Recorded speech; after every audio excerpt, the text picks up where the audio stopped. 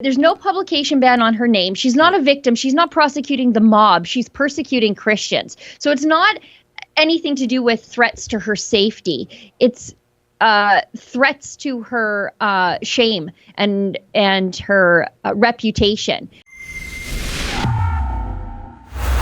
If you believe in freedom of assembly, freedom of speech, is of course what's going on in Alberta with Pastor Coates. And of course, Sheila has been there from day one at Ground Zero, the GraceLife Church.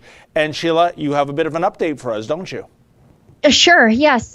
So going back a little bit, I don't know how far I should go back because the problems with GraceLife Church, and I say the problems with GraceLife Church, the problems are with the government not leaving GraceLife Church alone. They started, I guess, back in November and December. GraceLife Church decided that they are going to be obedient to God and not the state. And so they were holding unrestricted worship services. And that brought them under immediate surveillance from Alberta Health Services and the local RCMP. The pastor there, James Coates, was ticketed first. Then he was arrested and released in his office. The following week, the following Sunday, he gave a sermon that was critical of the government. He was then forced to turn himself in on the following Tuesday, where he remained in jail for 35 days for breaching the public health orders. Coates went to trial May 3rd through 5th. He's being represented by the Justice Center for Constitutional Freedoms. Great lawyers, James Kitchen, Leighton Gray, so great. During the trial, they made some arguments that Pastor Coates' charter rights were breached. Now, the constitutionality of the law under which he was charged, that is being contested at a later date.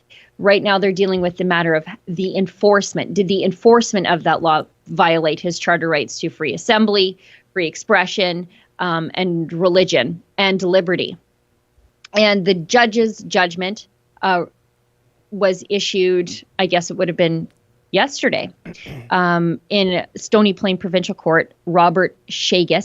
Judge Robert Shagus ruled that none of Pastor Coates' charter rights were breached. So even though the province put Pastor Coates in the untenable position when they put him in jail, because he immediately qualified for jail or for bail when he went to jail. However, he could not agree to meet the bail conditions because the bail conditions said you cannot hold a worship service that does not comply with a public health order, but you also cannot attend a worship service that doesn't comply with a public health order.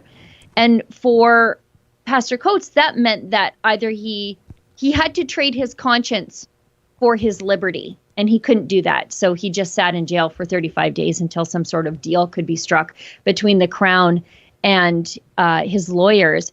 And interesting to note, yesterday, again, the Crown prosecutor involved in all of this, Karen Thorsrud, she remains in...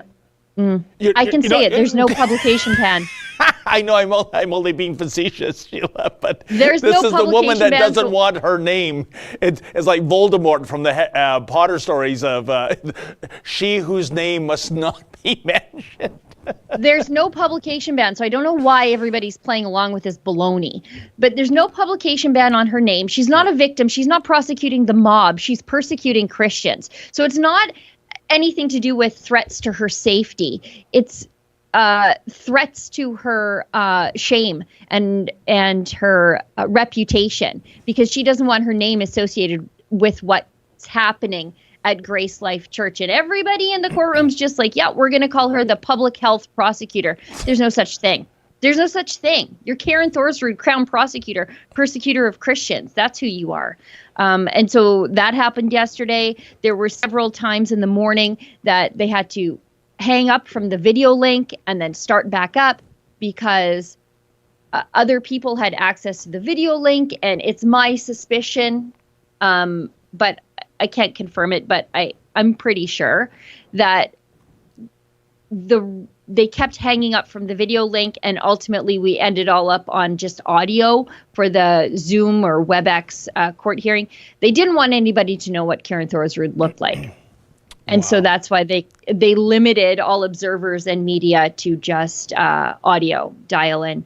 for the hearing yesterday. And so to put a period on the end of this, trial isn't over yet. They've just dealt with the charter issues. So if they had found that the charter or Pastor Coates' charter rights were violated, the remedy would have been to toss the case out. That's what the lawyers were asking for. But since that's not the case, they're proceeding still with trial. And I think it's June 30th is when we're back in court on that. And I'll be, covering it like the OJ trial, because I think it's important to make sure that we do the story right. Can't trust the mainstream media to tell the story of GraceLife Church. And, I do my best to be as accurate as I can, translate a lot of the legalese for people who are unfamiliar with court proceedings, and just, get down to exactly the brass tacks of what's happening in court. Hi friends, what you just saw there is a clip from our Rebel News daily live stream show. It's fun, it's fast, and it's completely unscripted, so you never really know what you're going to get. Just go to rebelnews.com/livestream